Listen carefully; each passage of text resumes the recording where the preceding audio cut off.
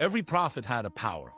Joseph, peace be upon him, he had the power to interpret dreams. That was his gift. Jesus, peace be upon him, one of the most important persons ever to exist on earth, the anointed one, the Messiah, the chosen one.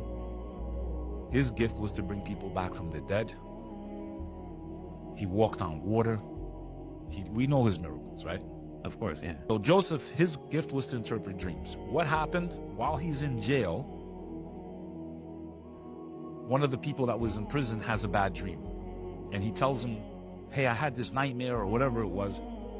He's like, I'll tell you what it is. And he interpreted the dream for him and it came true. The people that he's sharing jail with, the lowest of society, murderers and all this stuff, one of them gets released and ends up working for the king, aka Pharaoh of all of Egypt. The king wakes up one night and he's like, man, I just had the craziest dream. And he's like, bring me all of my scholars. And none of them could really interpret the dream. And none of them would attempt to. Him listening to this, because now he's a servant in the royal palace. He goes from being in jail to being the servant. He's like, I know of one that can tell you your dream. He's like, where is he? He's in prison. So here's Joseph, peace be upon him, in the bottom of society. Now he's standing in front of the king of all of Egypt. What was your dream? The king tells him the dream. He goes, I know what is wrong. He's like, what?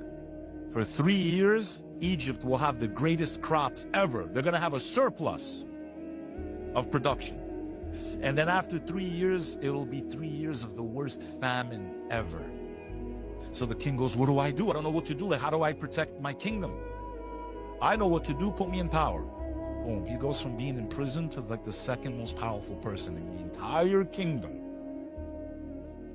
So that was his miracle. We learned that dreams are not what we think they are, Coach Colin.